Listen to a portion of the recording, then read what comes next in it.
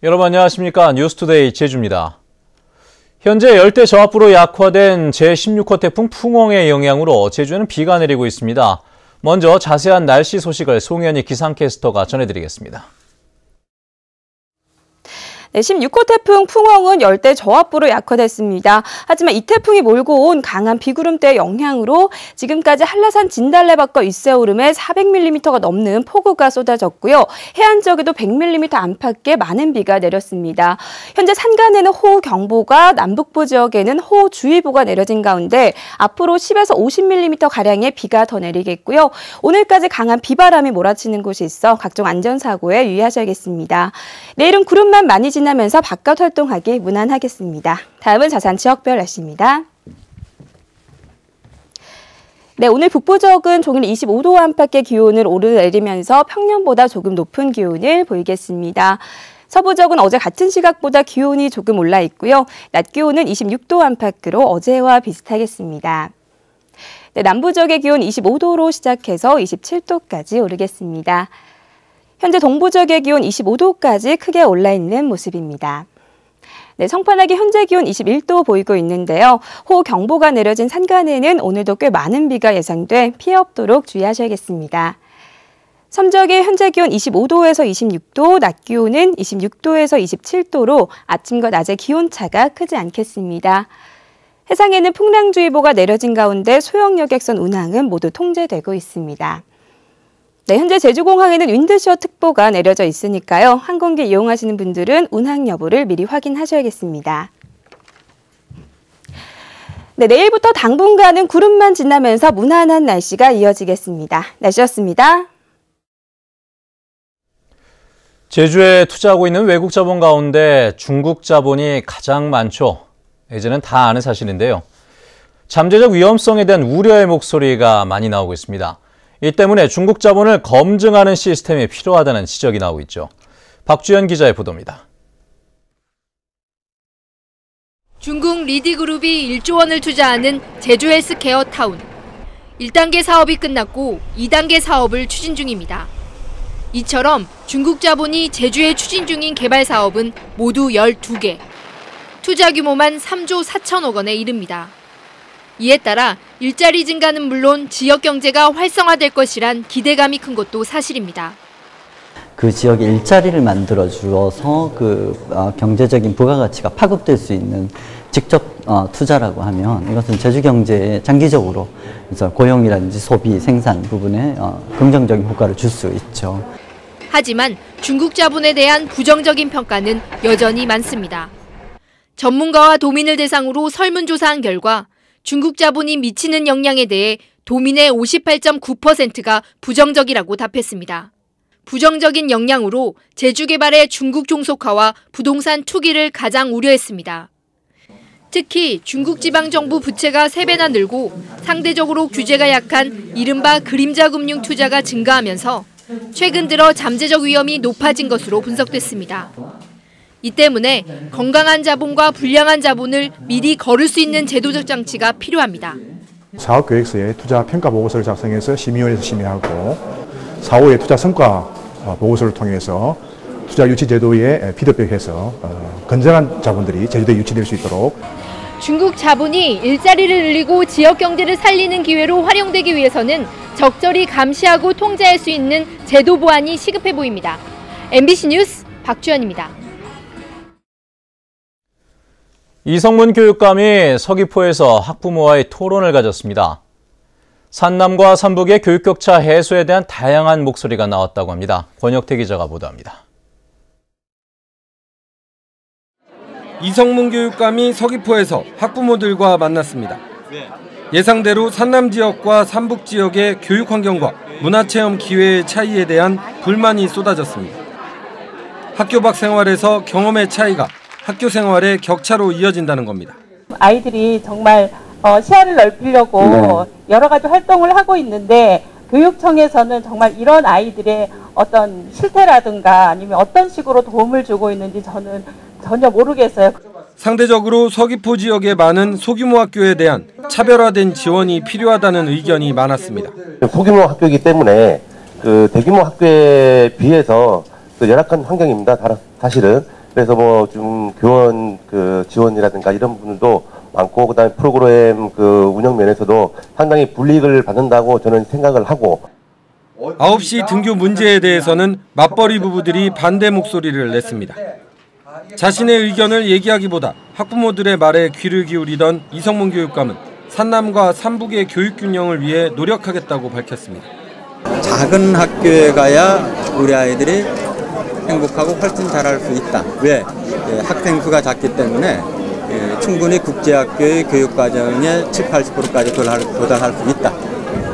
이의 변화가 큰 학교의 변화를 이끌어낼 것이다.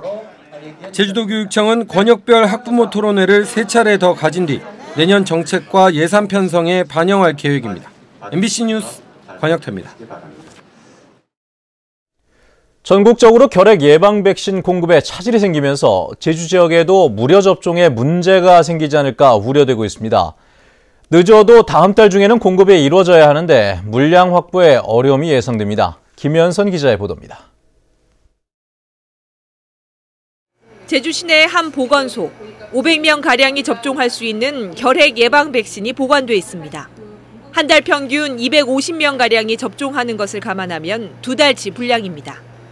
하지만 보관 중인 백신의 유효기간이 11월 1일이면 끝나 늦어도 다음 달에 백신을 추가로 확보해야 합니다.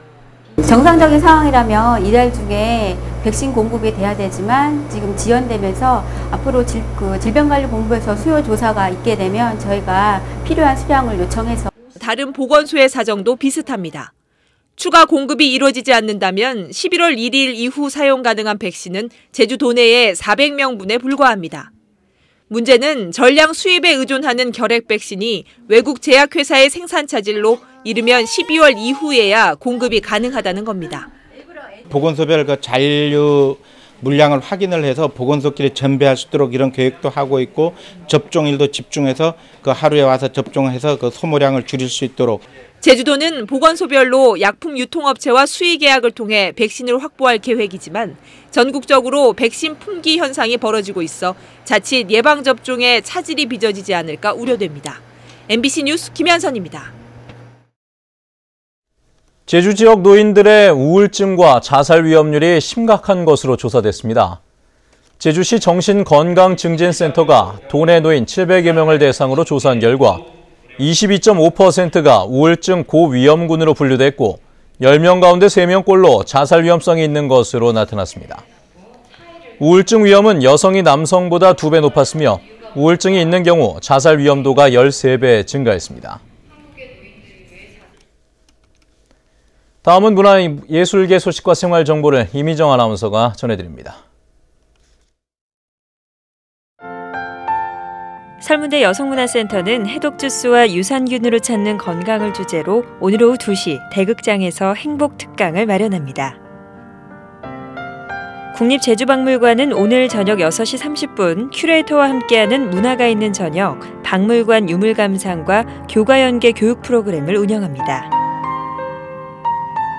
알렉시스 바이오스 초청 클래식 기타 무료 콘서트가 오늘 저녁 6시 서귀포 예술의 전당 소극장에서 열립니다. 어린 작가들의 그림 전람회가 오늘부터 오는 30일까지 제주시 연갤러리에서 열리며 초등학생 15명이 그린 자화상 등이 전시됩니다. 제주 MBC 건강아카데미가 손해퇴행성 관절염을 주제로 오늘 오후 2시 제주대학교 병원 대강당에서 열립니다. 제주도립무용단 공연이 오늘 오전 11시와 오후 2시 제주국제공항 3층 대합실에서 펼쳐집니다. 제주시 동성길에 있는 덕영상제는 영업 및 거래처 관리원 2명을 채용합니다. 급여는 연봉 2,200만 원 이상으로 자세한 사항은 743국에 2030번으로 문의하시면 됩니다. 생활문화정보 이미정입니다. 다음은 제1제주인 1세대를 위한 성금을 보내주신 분들입니다.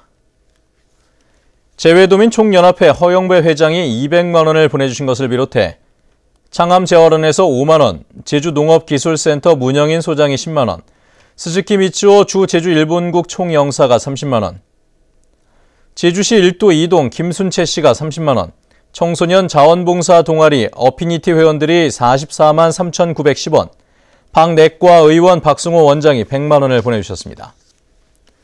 성금을 기탁하실 분은 은행 계좌나 ARS 전화를 이용하시거나 사회복지 공동 모금회로 문의하시면 됩니다. 감사합니다. 어제 낮 12시 반쯤 서귀포시 대정읍 구억리 상동 버스정류장 부근 도로에서 렌터카 승용차와 1톤 화물 차량이 충돌해 렌터카에 타고 있던 대전광역시 23살 김모 씨 등 3명이 중경상을 입어 병원에서 치료를 받고 있습니다. 경찰은 사고 차량들이 중앙선을 침범하면서 사고가 난 것으로 보고 있습니다. 제주해양경찰청의 신청사 착공이 늦어질 전망입니다. 제주지방해양경찰청은 2016년까지 사업비 166억 원을 들여 제주시 안하동 3만여 제곱미터의 해경청 신청사를 건립하기로 하고 올해 12억 원을 들여 실시 설계를 마무리했습니다. 하지만 대통령이 해경 해체를 선언한 데다 조직 개편안이 확정되지 않아 연내 착공이 어려울 것으로 예상돼 올해 예산 48억 원은 불용 처리될 가능성이 높아졌습니다. 제주에 거주하는 성폭력 범죄자가 크게 늘었습니다. 경찰청이 새누리당 조원진 국회의원에게 제출한 국정감사 자료에 따르면 지난 8월 말 현재 제주도 내 신상 등록 대상 성폭력 전과자는 228명으로 지난해 말 113명에 비해 갑절 넘게 증가했습니다. 전국적으로는 성폭력 범죄자가 15,095명으로 48% 늘었습니다. 서귀포시가 한국토지주택공사가 제공하는 임대주택 입주 신청을 마감한 결과 동지역의 경우 15가구 모집에 81가구가 신청해 5.4대 1의 경쟁률을 기록했습니다. 반면 대정읍 지역 15가구 모집에는 14가구가 신청했고 30가구를 모집하는 신혼부부 전세 임대주택에는 9가구만이 신청해 상대적으로 경쟁률이 낮았습니다. 원희룡 제주도지사가 한국 매니페스토 실천본부가 발표한 매니페스토 약속 대상 선거 공보 분야에서 최우수상을 수상했습니다.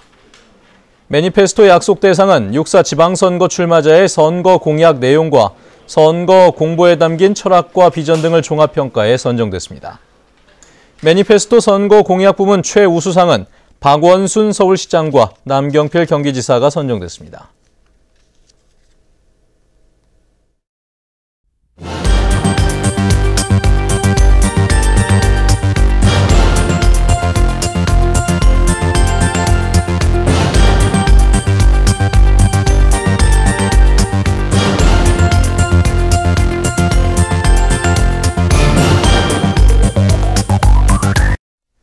네, 뉴스투데이 제주를 마칩니다. 시청해주신 여러분 고맙습니다.